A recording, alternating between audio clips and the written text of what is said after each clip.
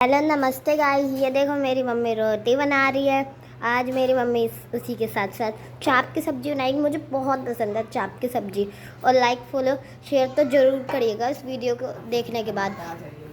और आप लोग को खाना है तो आप मेरे घर पे आ जाइए, आपको सब कुछ खाने के लिए देंगे। चाप की सब्ज़ी, रोटी, जो जो आप मांगोगे खाने के लिए हम सब देंगे।